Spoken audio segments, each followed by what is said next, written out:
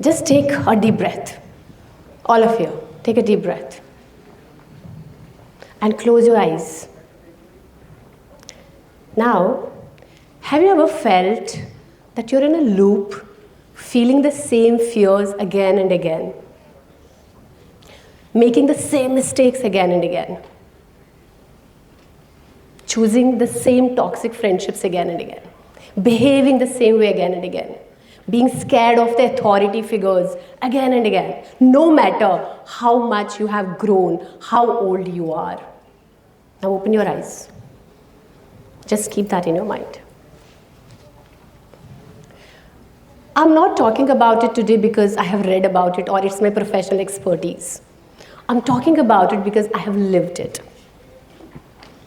My story begins in a small village of Kashmir. My name is Arouba, and I'm a Kashmiri living in Bangalore. But my story begins in that small village where, because of the early 90s conflict, I was separated from my parents for a couple of weeks. Now, as a 6-year-old child and also an unwell child, I couldn't understand the dynamics. But what I understood was I was left behind. I was not important. I was a burden. I was not enough. That I understood.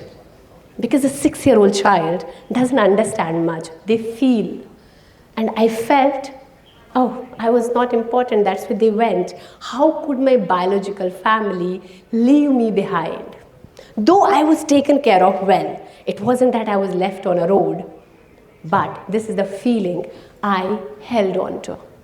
Later, at the age of 21, 22, when I got in therapy, that is when I got to know it's called fear of abandonment.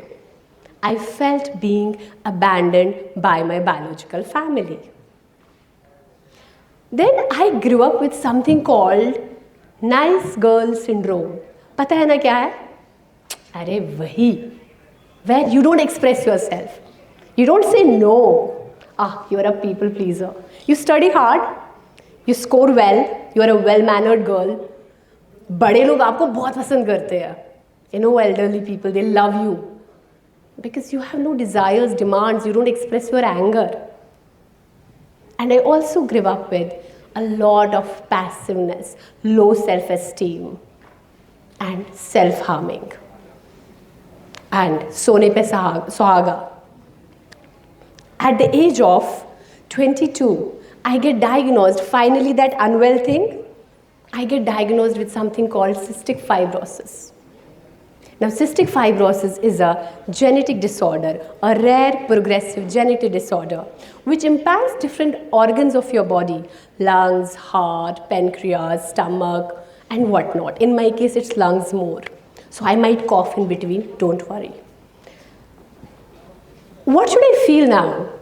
I got diagnosed with cystic fibrosis, which is a progressive disorder, and the life expectancy is 27, 28. I am told that I might die at 28, and I'm just 21, 22. What should I feel? Gussa, na? Anger, sadness, helplessness. Oh, sorry, sadness, disappointment. But you know what did I feel? I'm a burden. I'm not enough. I'm helpless. I'm not important. When was that? 6-year-old. So my 6-year-old held my hand and told me, see, I told you this is who you are. That is the power of subconscious mind. Our subconscious mind can hold us back in that prison if we have not taken care of our inner child. The wounds. So when you think, why am I doing what I am doing here? Why am I feeling what I am feeling here? I should not feel it anymore. That is because your inner child is caged there and is screaming for your help, is asking you to break that replay. But हम बचते ही जा रहे हैं replay में. So today we're going to talk about how to break this loop, how to disrupt this loop. But before that, I want to tell you, why is it so important to break the loop? Why is it so important? When I talk about cystic fibrosis, mind you, it's not expensive just medicine-wise. It's expensive lifestyle-wise. I can't hug everyone. I can't eat anything and everything. I can't go to crowded places. I can't be by my partner's side when he's sick because I might get infections. I can't stay up till late. I can't have cold water. A lot of things. So obviously people would want to think before they hang out with you. But the important thing was I had to get out of that. If as a child you have been raised by a controlled or overprotective parent, you grow up as a person, adult, who finds it hard to make decisions. If you have been raised by an authoritative figure, you again either rebel, become that person who has a lot of piercing, doesn't give 5 dash to the society rules, is like, no, why should I? If you felt you were never enough, you will not have good relationship with criticism. It will shut you down. Now, there's a cost to these unhealing wounds, the inner child which cries. But before that, I again would like you to take a moment and think about the fears you have today or the fear you have today. It can be, I hesitate when I have to talk socially. It can be, before exam, I know I have studied really well, but I'm still so anxious. It can be anything. Think of that fear you have today and close your eyes and see, has your inner child, your younger self, felt it somewhere before? Come on, do it for 30 seconds.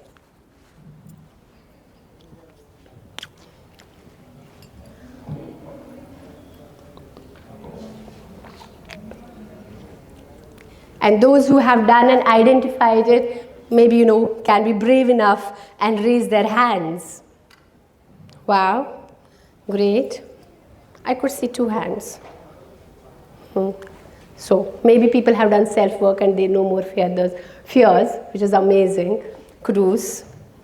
Great. So the way we react, the choices we make, even the pain we carry today is not random. It is that scream. And there is a cost to these unhealed wounds. You are carrying them. So what are those costs? When we do not take care of ourselves emotionally, it starts showing physically.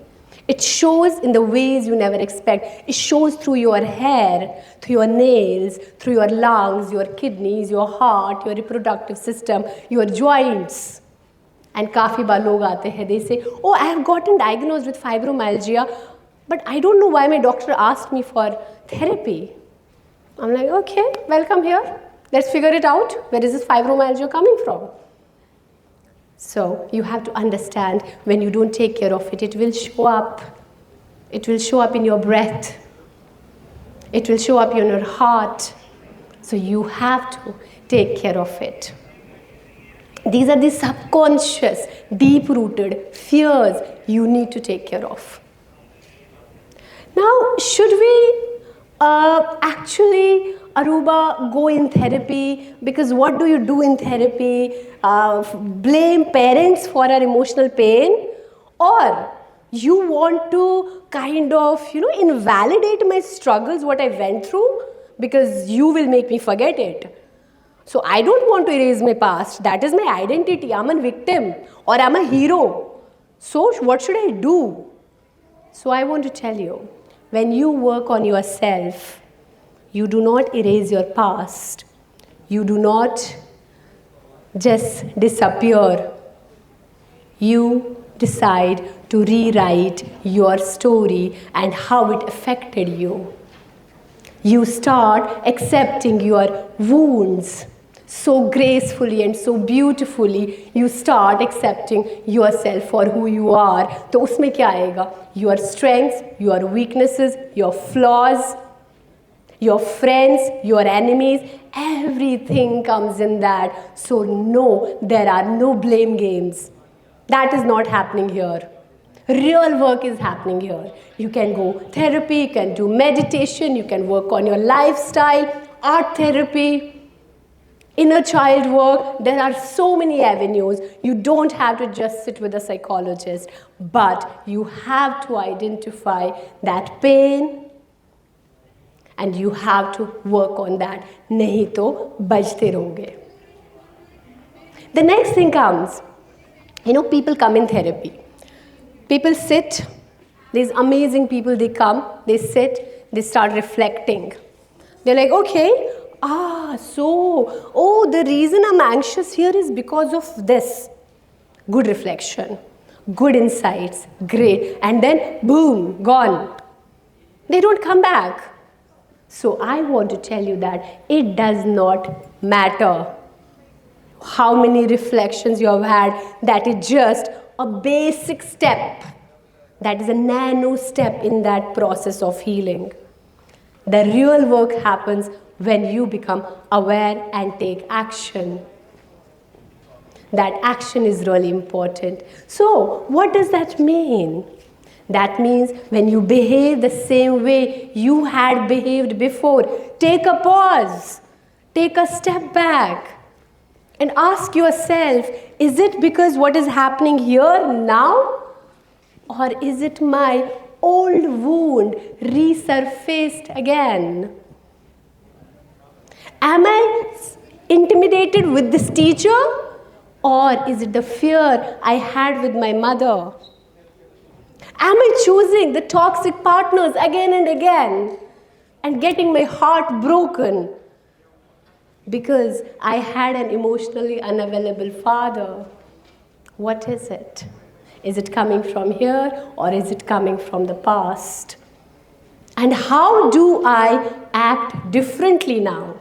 And then people ask me, okay, you talked about replay, you talked about why is it important to disrupt the replay, but how do we identify it? Identify the triggers. When a simple rejection feels devastating, maybe it is that fear of abandonment you felt in childhood. When you start running away from the conflict, you don't find a resolution, you have become an avoidant person, maybe it is that conflict you were scared of in your childhood. So you identify the triggers. And the next, when you identify it, when you have known where is it coming from, what do I do? Reparent yourself. Yes, you heard me right. Oh, wow, but how can I parent myself? Why can't you? You're an adult now. You can, you have resources, you're older, you're wiser, you're more mature. Do you still need a mom and dad to take care of you? Technically, no. If you're dependent, that is a different story. So yes, you can reparent yourself. Stand in front of the mirror and ask yourself, what does this little child, little me, my inner child, need from me? Maybe they just need to hear, hey, I love you. You are accepted for who you are. You can make mistakes. You are allowed to scream. You can play that game. You don't have to score well all the time. You don't have to be a good boy or a good girl. Or maybe they need a hug. Or they need to go on a play date with you. So yes, you can reparent your own inner child. The love and reassurance they never got from their adults, from their primary caretakers, you are now capable to give that to your inner child and break that pattern, break that re-loop if you want to. If you're not, then बजते रहोगे, कोई नहीं रोकेगा.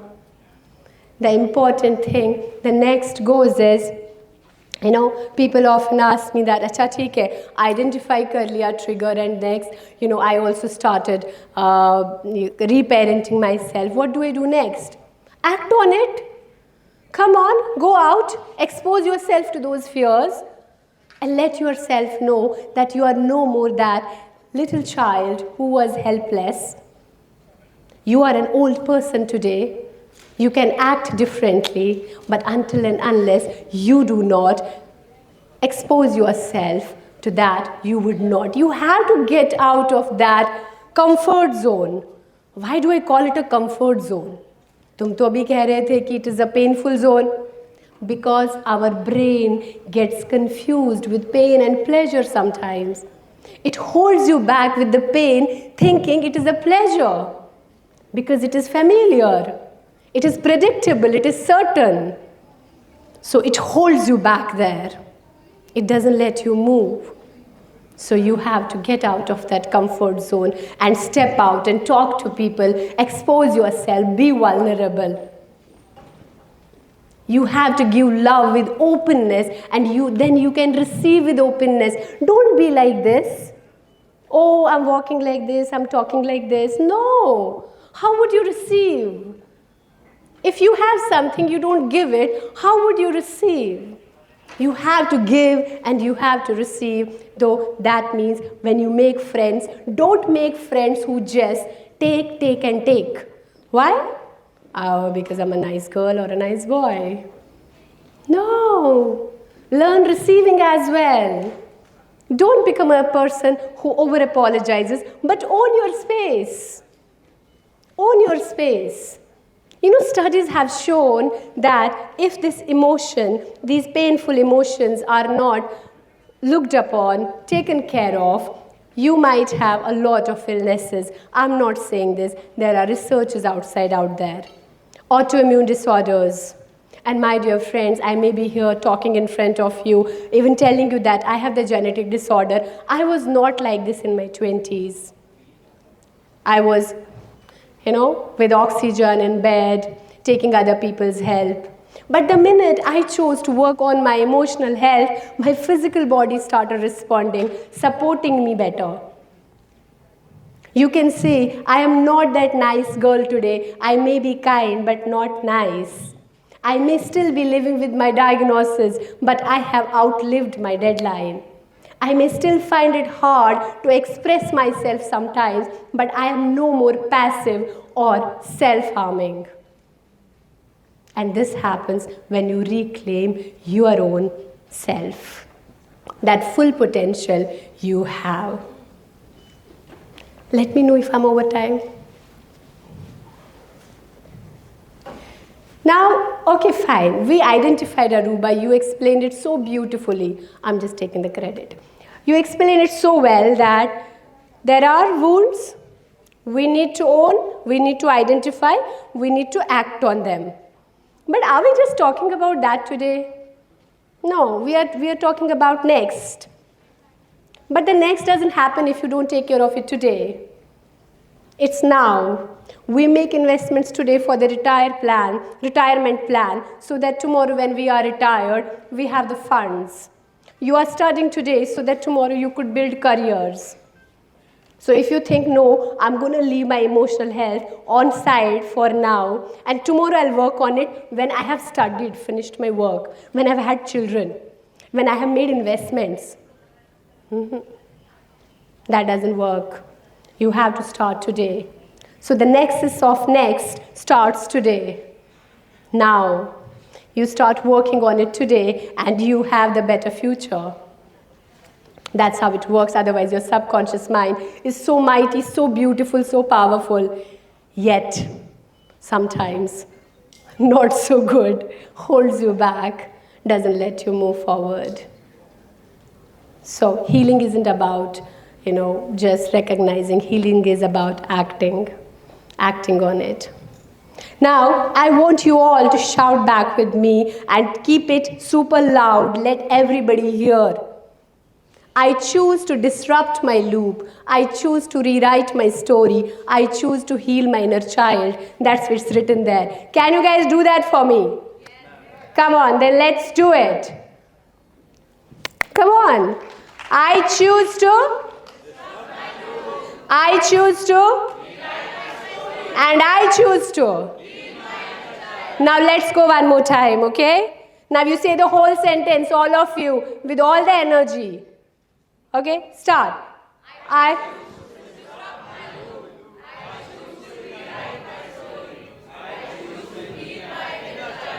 Thank you so much, guys. That's my time.